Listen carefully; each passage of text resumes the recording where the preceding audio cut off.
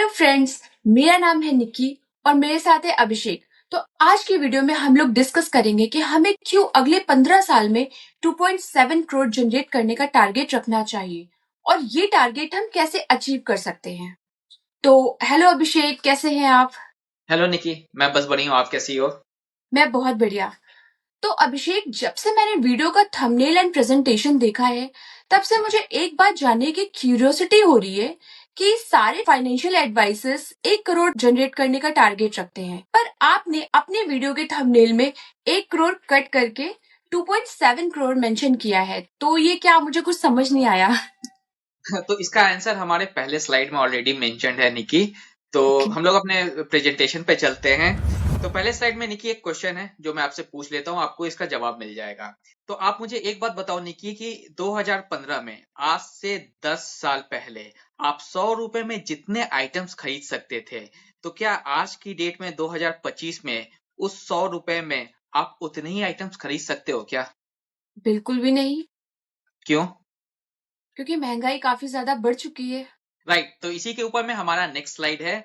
तो जैसा कि आपने कहा कि महंगाई बढ़ गई है, महंगाई बढ़ने का दूसरा मतलब ये है कि आपके जो करेंसी है उसकी वैल्यू डिक्रीज हो चुकी है। और इसको और भी नॉर्मल तरीके से समझ जाए तो आपके करेंसी की जो परचेजिंग पावर है वो डिक्रीज हो चुकी है। पहले 10 साल पहले आपको 1 किलो कोई भी सामान खरीदने में अगर 50 रुपए देने होते थे, तो आज की डेट में हो सकता है उसी 1 किलो सामान को खरीदने के लिए आपको 100 रुपए देने पड़ रहे हो।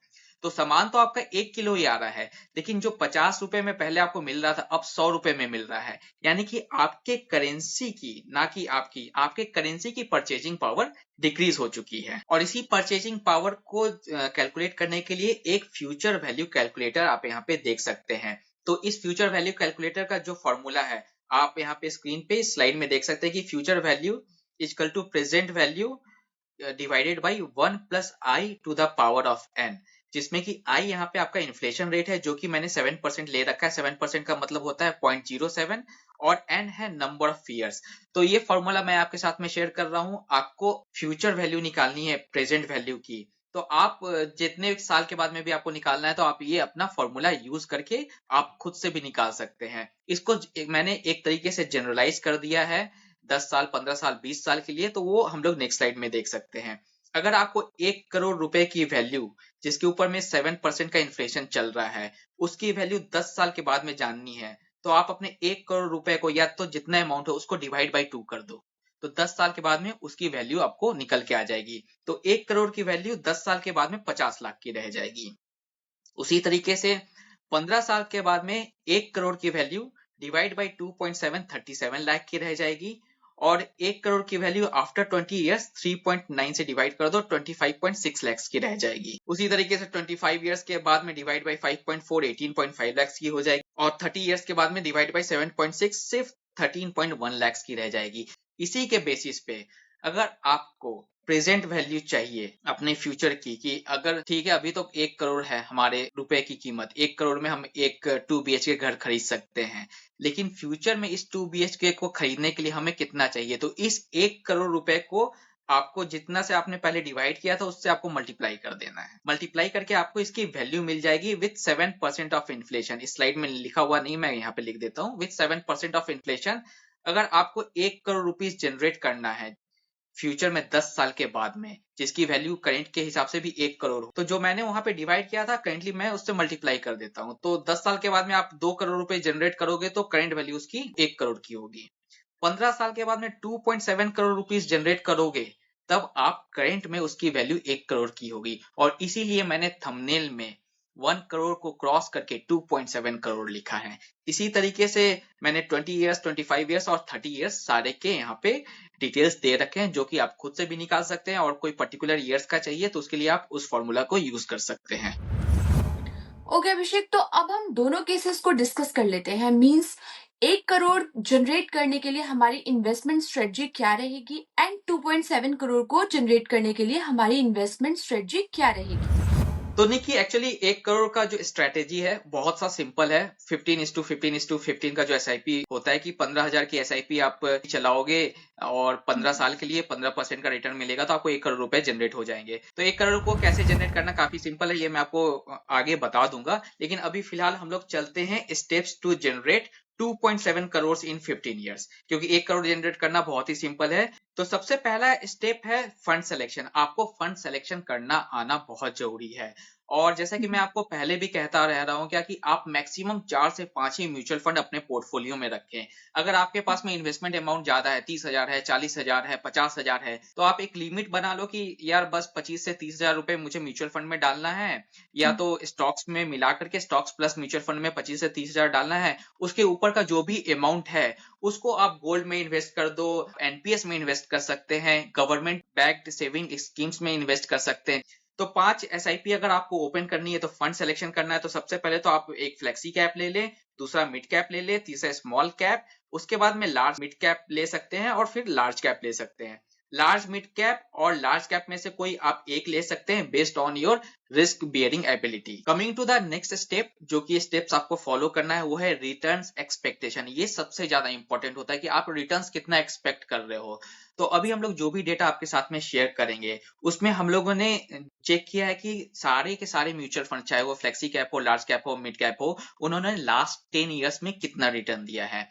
तो basically most of the viewers का ये सवाल निकल के आएगा कि सर जब हम लोग 15 साल का टारगेट लेके चल रहे हैं तो हमने सिर्फ 10 साल का ही रिटर्न्स क्यों कैलकुलेट किया है।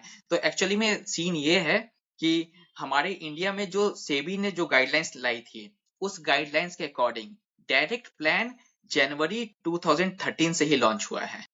ठीक है, उसके पहले डायरेक्ट प्लान नहीं होते थे और अभी के समय में हम लोग सारा इन्वेस्टमेंट डायरेक्ट प्लान में ही करते हैं। 2013 से पहले रेगुलर प्लान हो, इसलिए हम लोग पिछले 10 साल के डेटा के साथ में चलेंगे और उसमें जो भी रिटर्न्स आएगा उसको चलो चेक करते हैं। तो दोस्तों आप यहाँ पे मेरे स्क्रीन पे देख सकते हैं क्या कि ये है आपके फ्लेक्सी कैप फंड्स का टोटल डेटा। तो करंटली आप देख सकते हैं क्या कि फ्लेक्सी कैप कैटेगरी में टोटल आपको 102 फंड्स हैं अवेलेबल है मार्केट में, लेकिन इसमें से बहुत ही कम फंड्स ऐसे हैं जो कि 10 साल पुराने हैं। तो इन 10 साल पुराने फंड्स को मैंने यहाँ पे नेक्स्ट स्टेप पे फिल्टर आउट कर लिया है। तो 10 साल पुराने में आप देख सकते हो कि टोटल मिला के 36 फ्लेक्सी कैप फंड्स हैं और इन्हीं 10 साल पुराने फ्लेक्सी कैप को अगर मैं इसके रिटर्न से लार्जेस्ट टू स्मॉलेस्ट पे करूंगा और इसमें से टॉप 10 परफॉर्मिंग फंड्स को अगर मैं फिल्टर आउट करूंगा तो आप यहाँ पे देख सकते हैं क्या कि 10 फंड का नाम आप यहाँ पे आ चुका है। तो ये 10 फंड मेरे कोई सिलेक्ट किए हुए नहीं है, जो भी डेटा आया है उसके बेसिस पे ये 10 फंड्स आए हैं और इन्हीं 10 फंड का आप यहाँ पे एवरेज देख सकते हैं जो कि रिटर्न्स का एवरेज है वो 16.89% है। तो पिछले 10 साल में टॉप 10 फ्लेक्सी कैप फंड्स ने ऑन एन एवरेज 16.89 का रिटर्न्स दिया है। और एक बात और मैं आपको बता दूं कि ये जो भी डेटा है वो 7 जनवरी 2025 का कैप्चर किया गया है। इसी के बेसिस पे सेकेंड फंड जो मैंने आपको कहा है इन्वेस्ट करने के लिए वो है मिड कैप फंड्स। तो मिड कैप फंड्स में आप यहाँ पे करंटली देख सकते हैं तो टोटल 58 मिड कैप फंड्स हैं करंटली हमारे देश में चल रहे हैं।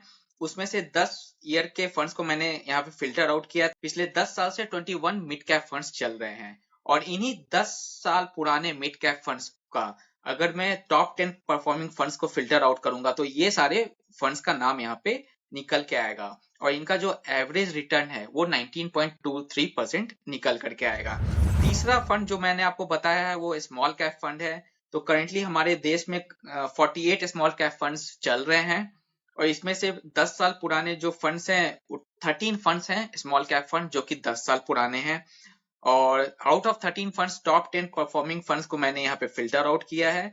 तो आप 10 साल का एवरेज रिटर्न देख सकते हैं कि स्मॉल कैप फंड का 20.6% निकल के आया है। लार्ज एंड मिड कैप के लेकर चलता हूं तो आप currently large and mid cap category में 67 फंड्स हैं हमारे देश के अंदर में और 10 साल पुराने फंड्स का लिस्ट देखूं तो 18 फंड्स हैं जो कि 10 साल पुराने हैं और इसमें से टॉप 10 परफॉर्मिंग फंड्स ये सारे टॉप 10 परफॉर्मिंग फंड्स हैं और इनका एवरेज रिटर्न अगर मैं देखूं पिछले 10 साल का तो 17.527% है। और इन्हीं सारे रिटर्न्स को मैंने यहाँ पे स्लाइड पर पॉपुलेट भी कर दिया है। तो फ्लेक्सी कैप का जो एवरेज रिटर्न था 16.8, मिड कैप का 19.23, स्मॉल कैप का 20.63, लार्ज मिड कैप का 17.52, इसी को अगर मैं एवरेज कर दूं तो ये आपका आ जाएगा 18.63% यहाँ पे। ओके, लेकिन 18.63 पे हम लोग कोई कैलकुलेशन नहीं करेंगे, हम लोग इसको 1% और माइनस करके 17.63% का हम लोग रिटर्न्स पे एक्सपेक्ट करेंगे, क्योंकि प्लस माइनस 1% का फ्लक्चुएशन आपको एडजस्ट करना पड़ेगा। हो सकता है ये 17.63 भी हो जाए, हो सकता है ये 19.63 भी हो जाए, तो लेकिन हम लोग लोअर साइड लेकर के चलेंगे जिससे कि आप हमारा कैलकुलेशन सही निकले। तो अब हम लोग चलते हैं एसआईपी कैलकुलेटर की ओर। तो एक बात मैं एसआईपी कैलकुलेटर पे जाने से पहले कह दूं कि अगर आज की डेट में आप 10,000 रुपए का इन्वेस्टमेंट कर रहे हैं एसआईपी में पर मंथ, तो 10 साल के बाद भी आप 10,000 रुपए पर मंथ तो नहीं करोगे, क्योंकि आपकी सैलरी इंक्रीज होगी, उसी हिसाब से आपका इन्वेस्टमेंट भी इंक्रीज होगा। इसलिए अगर आपको 2.7 करोड़ रुपीस का टारगेट रखना है तो आपको स्टेप अप एसआईपी करना पड़ेगा। हर साल अपने अमाउंट में 10% का आपको स्टेप अप करना पड़ेगा, जिससे कि आप ये टारगेट अचीव कर पाए। तो मंथली इन्वेस्टमेंट अगर आप 20,000 करते हो और एनुअल सेटअप 10% का करते हो, यानी कि एनुअली हर साल आप इसमें 2-2 हजार रुपए का इंक्रीमेंट करते हो पर मंथ, तो मंथली इन्वेस्टमेंट 20,000 का हो गया, एनुअल सेटअप आप 10% का करोगे, एक्सपेक्टेड रिटर्न आपका 17.63% है, जो कि हमारे एवरेज से निकल के आया है। और टाइम पीरियड यहाँ पे हम लोग 15 साल का कर देते हैं।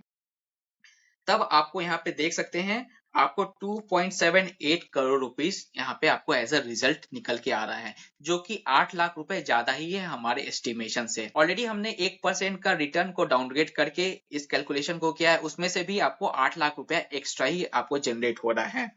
और जैसा कि निक्की ने या सबने कहा था क्या कि 1 करोड़ जनरेट करने के लिए आपको क्या चाहिए, तो 1 करोड़ जनरेट करने के लिए आपको ज्यादा मेहनत करने की जरूरत नहीं है। हम लोग नॉर्मल एसआईपी भी अगर करते हैं तो उससे भी हम लोग 1 करोड़ रुपया काफी आराम से जनरेट कर सकते हैं। तो अगर आप 15,000 रुपए का पर मंथ एसआईपी इन्वेस्टमेंट करते हैं और 15% का लेकर के चलते हैं 15 साल के लिए, जो कि एसआईपी का बहुत ही फेमस कोट है 15:15:15, तो 15,000 15% का रिटर्न 15 साल के लिए इन्वेस्ट करेंगे तो 1 करोड़ 1 लाख रुपए आपका जनरेट हो जाएगा। लेकिन हाँ, जैसा कि आपने हमारे स्लाइड में देखा है कि 15 साल के बाद में उस 1 करोड़ की वैल्यू डिवाइड बाई 2.7 से 37 लाख की हो जाएगी। तो दोस्तों ये थी हमारी आज की वीडियो। मिलते हैं आपसे अगली वीडियो में, तब तक के लिए खुश रहिए, स्वस्थ रहिए एंड कीप इन्वेस्टिंग। जय हिंद।